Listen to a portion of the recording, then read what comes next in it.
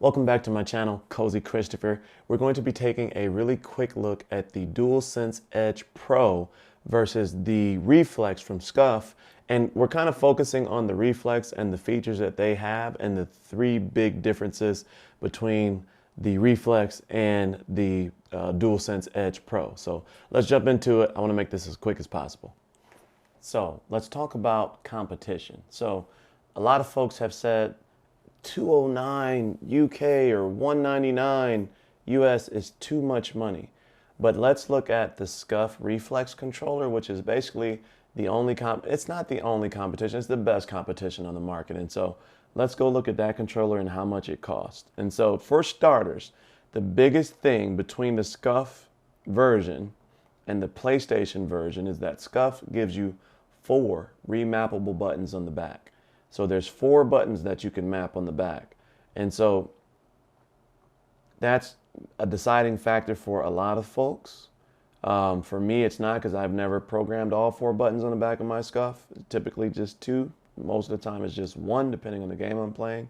But let's go through the Scuff options that they have here. And so let's go down, let's skip all this extra stuff here. We want to go to the Scuff shop page here, so that way you can see the design. There are the 4 remappable buttons on the back. That is the grip that it has, and it does have the triggers. And so let's go down to the compare the models, because this is what's important. And so for starters, their Reflex FPS is their top of the line controller.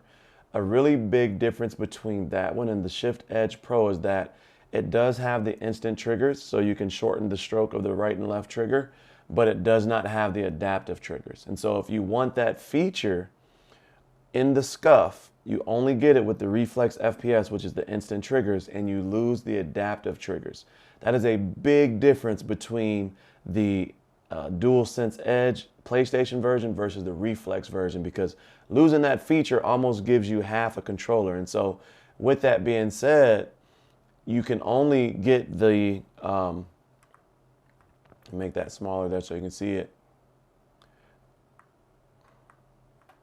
With that being said, you can only get the adaptive triggers on the Scuff Reflex, which is the base model, and the Scuff Reflex Pro, which is the mid-tier model. But again, you lose instant triggers on both of those. Another thing that is perplexing is that in order to get the case, the cable, the extra pads, you have to pay more money. And so you have to buy the bundle in order to get that. Now that Scuff player pack by itself, let's see here.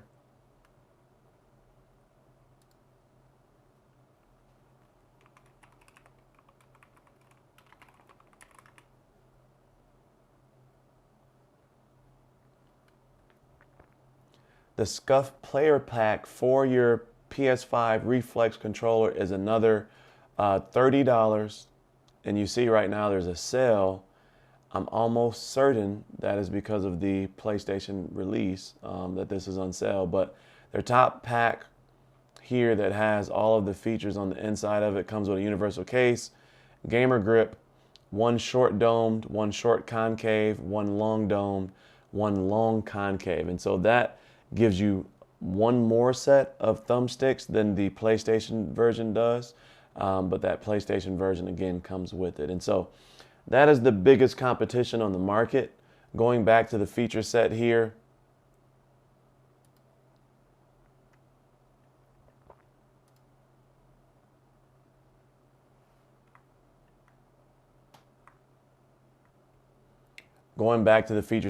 outside of that, it's pretty much the same.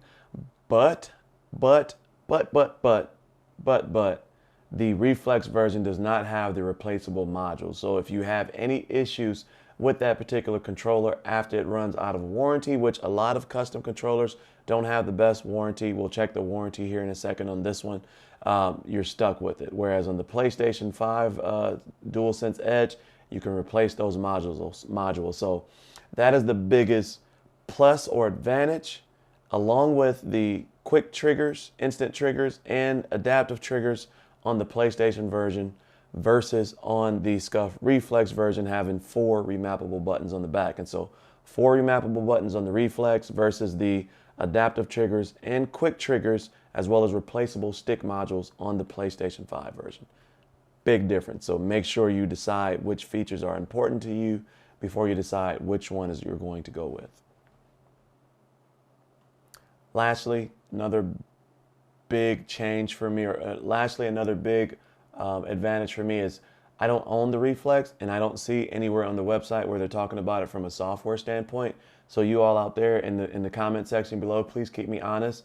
I'm not sure if you can adjust the sensitivity of the sticks on the thumb sticks on the Reflex or the Reflex Pro or the Reflex FPS. And so if you own the controller, could you please share that with the group so that everyone is aware of whether or not you can do that feature, because that may be another huge advantage for the PlayStation 5 version.